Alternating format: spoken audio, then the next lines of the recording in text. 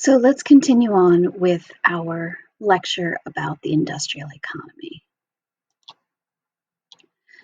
So we left off with the qualities that allow for industrialization to take place with the second industrial revolution in the United States. So by the time we get to the United States taking hold as this economic powerhouse in the global economy with this second industrial revolution, we we see that there are certain advantages that are unique for the United States to jump ahead compared to the rest of the world in terms of being an industrial economy. In regards to its interaction with the rest of the world. And part of this change between the 1870s and 1920 is the fact that there were unique factors that allowed the US to be able to do this. And one of the key pieces is the fact that there were specific things that were changing. Those specific things that were changing were there was this big shift between where people were living. There were these big shifts in the production of industrial output, and there was a big change in the focus in the way in which the working world was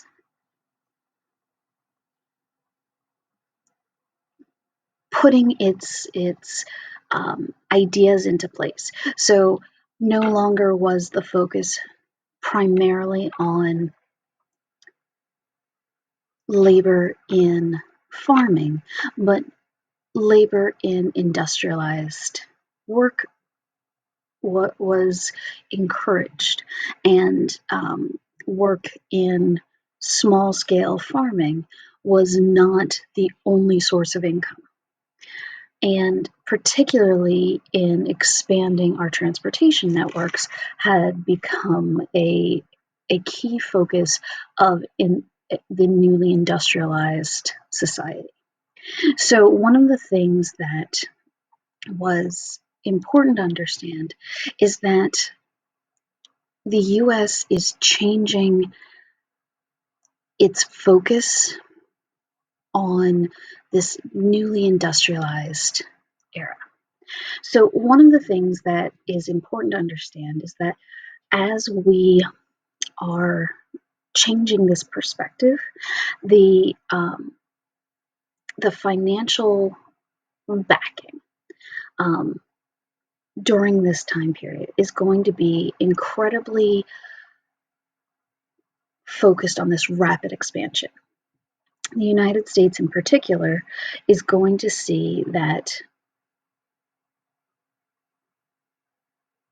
this growth, a third of the world's growth of industrialization, is going to be in the United States. By the time we get to 1913, a third of the world's industrialized growth is going to be taking place in the United States. This is important to understanding the key concepts of this period. And this growth is also going to be met with some really harsh pushback, because with all of these immigrant groups coming into the United States, that doesn't separate the United States from some key attributes of American identity that we tend to not discuss.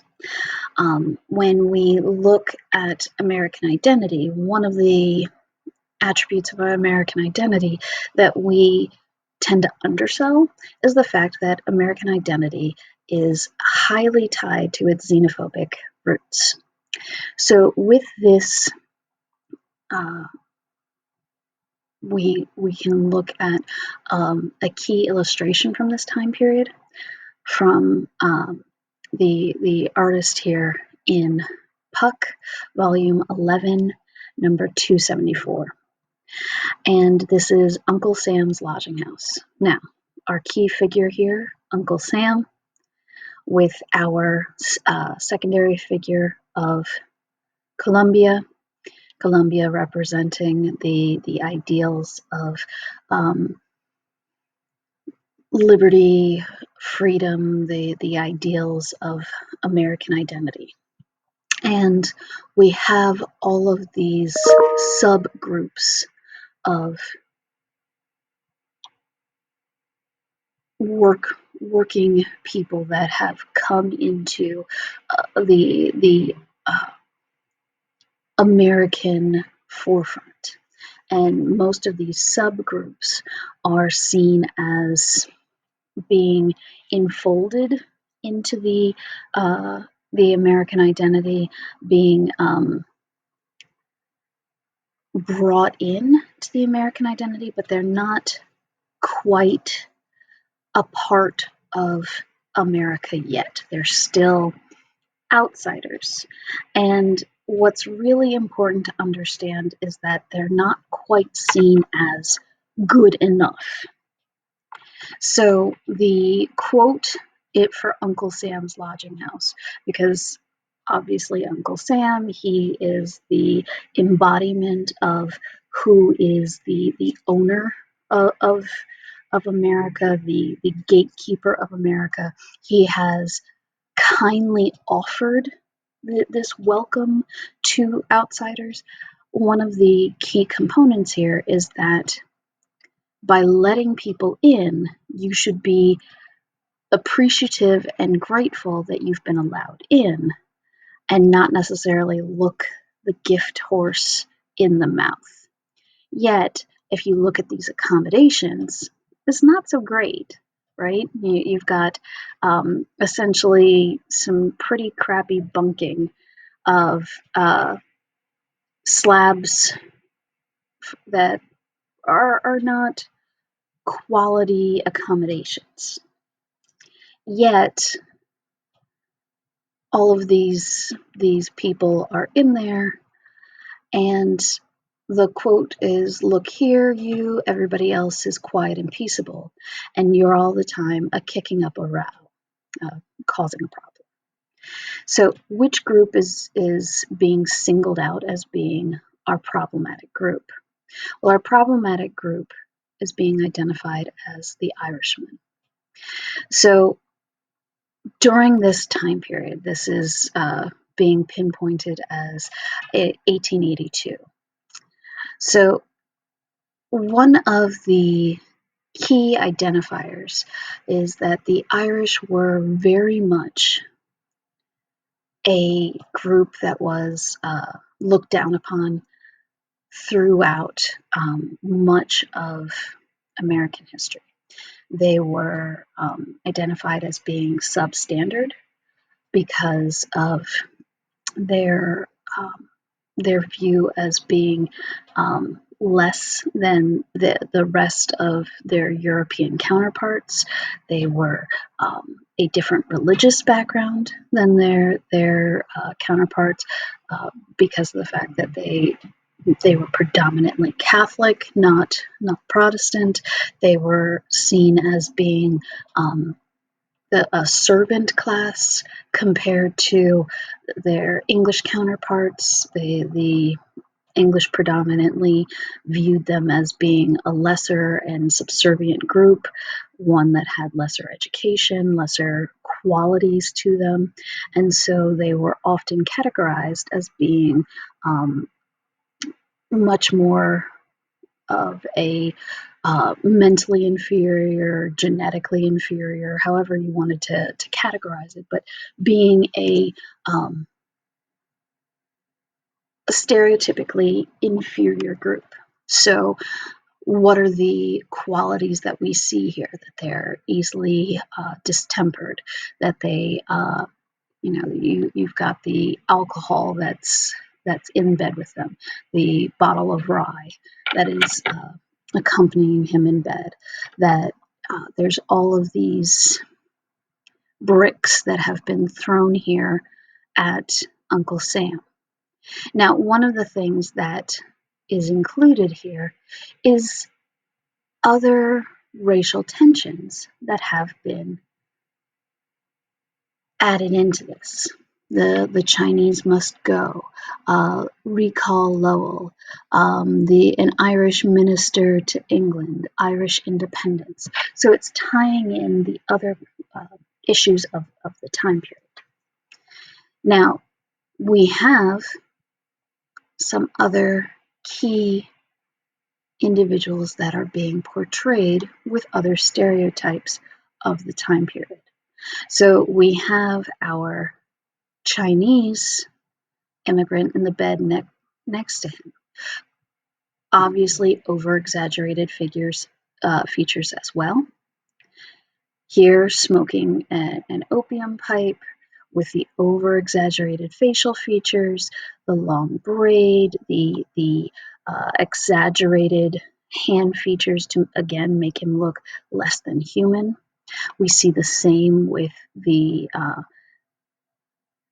bed marked Negro, which that's not even an origin like the others in which it would be an origin of a country.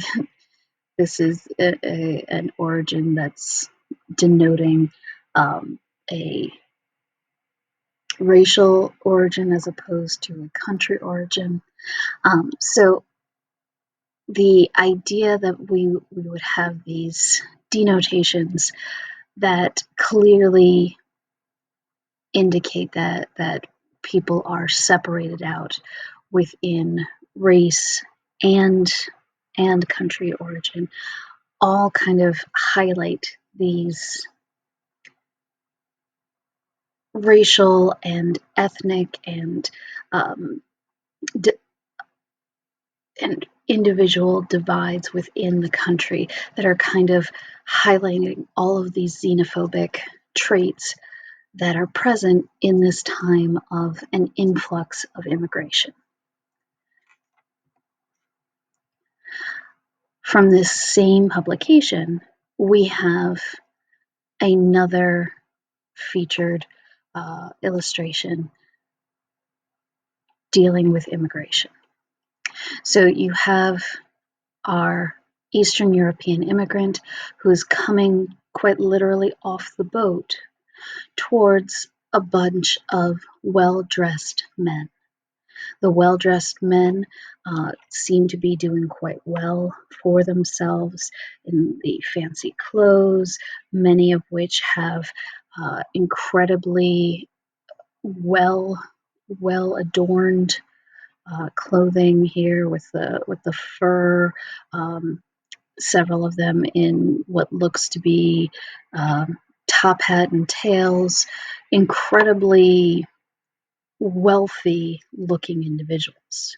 However, when you look to their shadows of their past, you see that they themselves did not come from wealthy origins. Much of their shadows indicate that they themselves came from pasts that were very similar to this Eastern European immigrant. And again, we see this over-exaggeration of the features. You see features particularly in the second from the left individual that has the exaggerated features of the Eastern European Jewish immigrant, of the exaggerated curls and nose. This was used often to portray the Eastern European Jew. Over here you have the Cossack style hat, the often used the pole style hat worn again in the Eastern European regions. This is more of style of clothing that you would find in northern Europe. So what you see here is that you have these individuals who are rejecting the new immigrant coming in. However, they themselves came from that same past. So it seems quite strange that these men are saying no, no, no to the new immigrants when they themselves came from that same past. So what are these objections based upon? They their past is literally the same. Where where are what are their justifications? It seems that they conveniently have forgotten where they came from.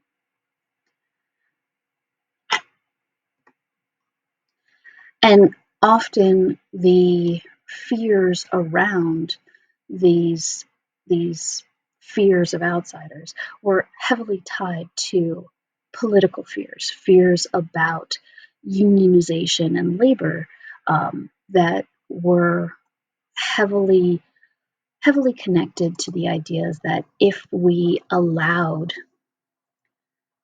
all of these outsiders to come in, that they would bring in social foment, fears about bringing in problems from the outside world, that they would bring in things that would undermine our growing prosperity and wealth.